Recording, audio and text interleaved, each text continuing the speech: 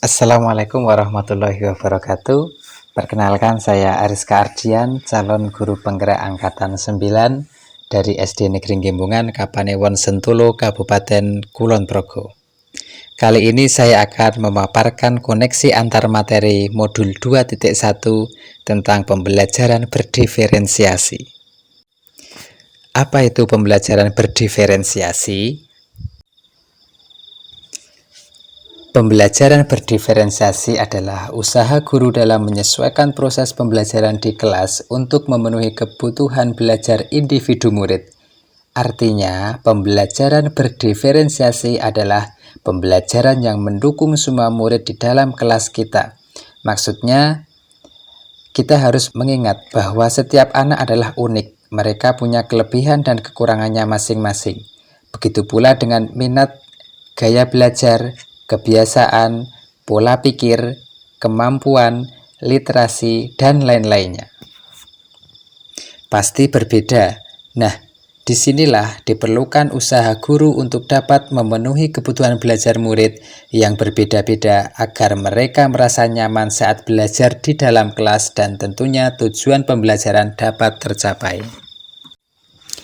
Lalu, bagaimana ya caranya agar guru dapat melakukan pembelajaran berdiferensiasi di dalam kelas? Agar guru dapat melakukan pembelajaran berdiferensiasi di dalam kelas, guru harus memahami tujuan pembelajaran terlebih dahulu. Selanjutnya, mengetahui dan merespon kebutuhan belajar murid, menciptakan lingkungan belajar yang mengundang murid untuk belajar, melakukan manajemen kelas yang efektif, dan melakukan penilaian berkelanjutan. Berkaitan dengan kebutuhan belajar murid, maka guru harus memahami 3 aspek berikut ini. Yang pertama adalah kesiapan murid. Kesiapan belajar murid, guru harus mengetahui dan menilai pengetahuan awal untuk menentukan apa yang telah murid ketahui. Yang kedua, minat murid. Minat setiap anak pasti berbeda-beda. Minat adalah salah satu motivator bagi murid untuk terlibat aktif dalam proses pembelajaran. Dan yang ketiga adalah profil belajar murid. Profil belajar murid berkaitan dengan lingkungan, budaya, gaya belajar, dan kecerdasan majemuk yang berbeda-beda antara satu anak dengan yang lainnya. Kebutuhan belajar murid dapat diidentifikasi berdasarkan cara-cara berikut ini.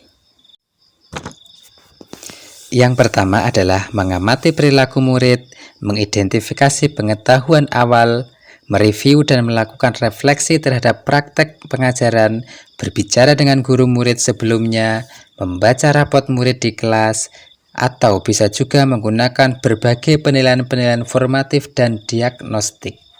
Strategi untuk mendiferensiasikan pembelajaran bisa melalui 3 cara. Yang pertama, diferensiasi konten, diferensiasi proses, dan diferensiasi produk. Guru dapat memilih salah satu atau kombinasi dari ketiganya. Diferensiasi konten berkaitan dengan apa yang kita ajarkan seperti materi, konsep, atau keterampilan yang perlu dipelajari berdasarkan kurikulum. Mendiferensiasi konten bisa dilakukan dengan membedakan pengorganisasian atau format penyampaian, bukan mengubah atau menurunkan standar kurikulum. Diferensiasi proses berupa kegiatan yang memungkinkan murid berlatih atau memahami konten dengan cara membedakan proses yang harus dijalani. Dan diferensiasi produk berupa bukti yang menunjukkan apa yang murid pahami dengan cara membedakan atau memodifikasi produk sebagai hasil belajar murid, hasil latihan penerapan dan pengembangan apa yang telah dipelajari. Lalu, adakah keterkaitan antara modul pembelajaran berdiferensiasi dengan modul-modul lainnya? Jawabannya tentu saja ada. Dan untuk dapat melakukan pembelajaran berdiferensiasi, maka guru harus berusaha memenuhi kebutuhan belajar murid sesuai dengan kodrat alam dan kodrat zaman berdasarkan filosofi Ki Hajar Dewantara. Dalam melakukan pembelajaran berdiferensiasi, seorang guru penggerak harus berpihak pada murid, reflektif, mandiri, kolaboratif, dan juga inovatif. Untuk dapat menciptakan pembelajaran berdiferensiasi, dengan demikian seorang guru penggerak dapat mewujudkan kepemimpinan murid dengan menuntun murid merdeka belajar. Hal ini sesuai dengan nilai dan peran guru penggerak.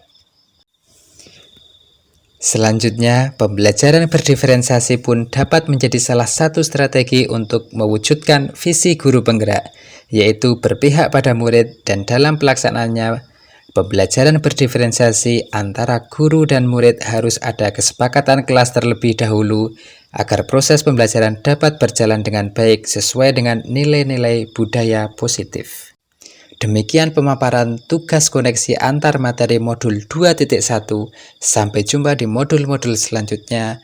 Wassalamualaikum warahmatullahi wabarakatuh. Salam guru penggerak dan salam bahagia.